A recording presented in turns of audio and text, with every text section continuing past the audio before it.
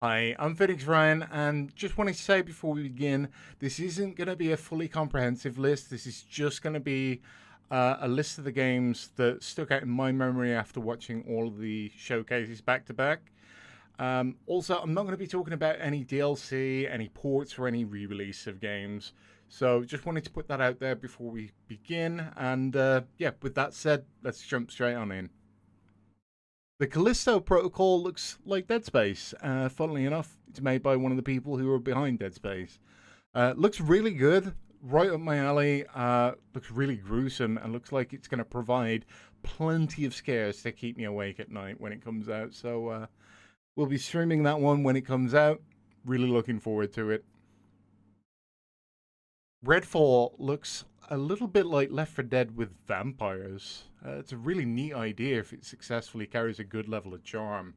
The core gameplay looks really good, and I think as long as that's solid enough to keep people wanting to grind that repeatedly, then it's going to be successful. I'll definitely want to bring some mates along for a killing spree and experience this one together. Final Fantasy 16 is the next mainline Final Fantasy game that was showcased with a large cast of summons making a cinematic return, showing off how they're going to be used in combat and how they seemingly tie in with what's got to be one of the more interesting looking stories in recent memory. I really enjoyed this trailer, and this is going to be another obligatory day one purchase for me. Just don't expect to see me around on release week because I'm going to be busy playing it. Hollow Knight Silksong is the long awaited sequel to Hollow Knight. You know, that Metroidvania game that was about bugs. It looks great, just like the original one. I really hope that it lives up to the hype because it was a really tough act to follow.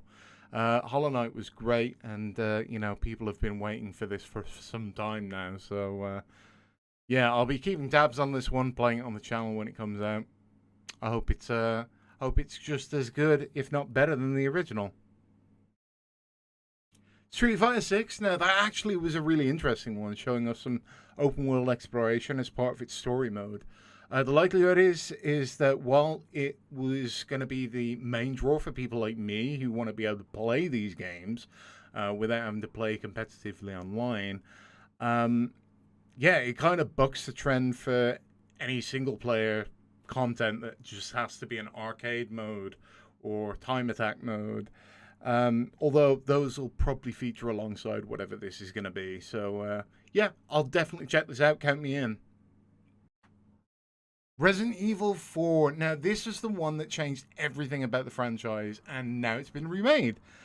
That kind of makes me feel really old, not going to lie. The first instance of this game is always going to have a special place in my heart. Um, I was a little sad not to see any real gameplay from the showcase. It showed Leon taking a few steps. He went under some wire, and that was about it. Um, Hopefully, we'll see some more pretty soon. 100% can't wait to be playing Resident Evil 4 again.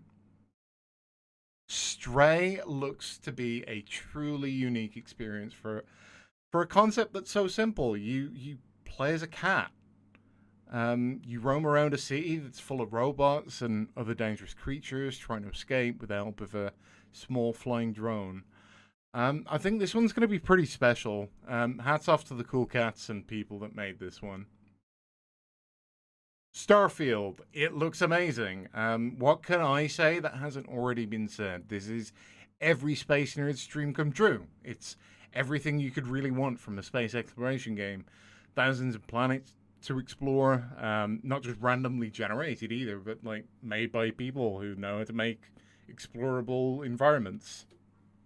There's going to be factions, combat, flying your own spaceship, building your own spaceship, you know, building outposts. Clearly, we're going to get like Fallout 4's building mode flashbacks, but you know, this looks insanely impressive so far. So sign me up. I just hope that it's not a whole bunch of features that aren't fully fleshed out. That's the only concern for me. But right now, I'm 100% on board with this. The hype train is chewing along full speed ahead. Marvel's Midnight Suns looks really cool. The trailer came sporting Master of Puppets by Metallica, which got me pretty amped up. It's going to be a tactics RPG made by the team that made XCOM, of all things. A turn-based Marvel superhero game? Well, that's different. Color me intrigued. It's supposed to take place in some of the darker places within the Marvel universe, which means, I don't know, maybe some surprise encounters from characters we don't normally see. Yeah, I want to play this. Now, there was a new IP that was announced called Flintlock, The Siege of Dawn. It mixes melee and firearms at close range to create a really cool looking combat system. Looks really interesting, which is something a lot of people have been calling for, new IPs. And it ticks a lot of the boxes for me. And yes, having a cute little animal buddy does go a long way to selling me on your new game. One of the more disappointing trailers for me was Aliens Dark Descent. It's a classic example of how to make a really good trailer. And I know it's harsh to judge a game based on only a few seconds, but a few seconds is all we really have, and it doesn't look all that great, does it? The animations look janky. I wasn't really sure what to expect after the trailer. But what we did see was not what I expected at all. I think expectations are, of course, subjective, but the trailer cinematic just doesn't match up with the small amount of gameplay that we saw. What a shame. One of the ones that really surprised me was Minecraft Legends. It's not what I expected at all. I had no idea that it was going to be an action strategy game. I am a bit of an armchair general, so the strategy side really does appeal to me. But it's going to be interesting how they couple the strategic side with the action. Truth be told, I've never really been 100% into the Minecraft franchise, but if this offers me a way into liking it a bit more than I already do, then I am absolutely open for that, and I'm definitely going to give this one a go. Routine looks eerie with not much given away. It was only about a minute long, the trailer that we saw. It's definitely going to be one that I'll check out if it releases. Now, I say that because we actually saw this game revealed 8 years ago. That in itself is a huge talking point, and it's kind of crazy, actually, because a lot of games that get revealed and then never come out usually just fade into obscurity. This one came back. It's kind of nice to see this one come back.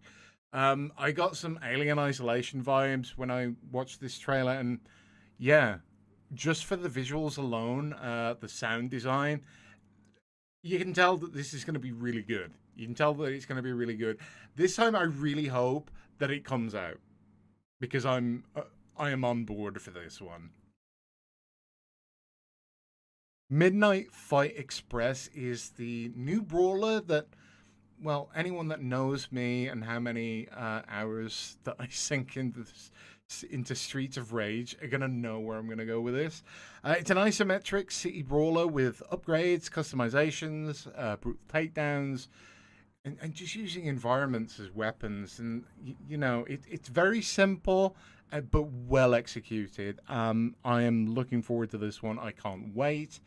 It comes with a difficulty factor that I think other brawlers generally don't have. Generally, if you got yourself a good brawler, they don't tend to be that difficult. The better the brawler is, the more accessible it is, the easier it tends to be. This one looks really difficult, but it looks fun as heck. So I don't know. We'll see. We'll see when I get hands on with it. Metal Hellsinger is a first-person rhythm game. Whilst we've all seen this concept before in other titles, they usually live or die on the soundtrack that comes with the game. This one's got an impressive list of artists from within the metal genre, and they're all instantly recognizable to any headbanger. The dev said that headbanging isn't mandatory, but is recommended, so I'm going to take him up on that offer. Cheers! Warhammer 40,000 Darktide is the 40k version of Vermintide, although that might be selling it a little bit short, if I'm honest. It looks scary in places, really fun, just blasting, crushing, pushing your way through hordes of enemies. It's got that Left 4 Dead vibe where you're just trying to stem the tide against a horde, fighting special enemies that appear in places, and working together as a team to survive, to make any real significant progress. Looks really good. I'm really happy that they've made a 40k team game. I love the Warhammer series in general, and it's nice that there's going to be a Warhammer 40,000 multiplayer game. Looking forward to this. Devolver announced a few games, but the one standout one to me was Cult of the Lamb. It's a cute looking roguelike where you're building up a cult of followers to cleanse the non-believers and become the one true cult, become the mighty Lamb God. I played the demo for this game, and holy, well, I should say unholy crap, it was really good. Fast-paced action, really pleasing visuals. I highly recommend this one, and hopefully it'll be out soon. I think August, this one should be out, so just a few months. Lord of the Rings Return to Moria is a crafting survival game set in the mines of Moria. This is going to be really awesome. Khazad-dûm is huge, and it's going to take a long time to explore and carve your way through safely. So I really want to get a group and just live the life of a bunch of dwarves in this Tolkien universe. It's something that we generally don't get to do that much, and the dwarves in Lord of the Rings are hugely and sadly overlooked so often. Yeah.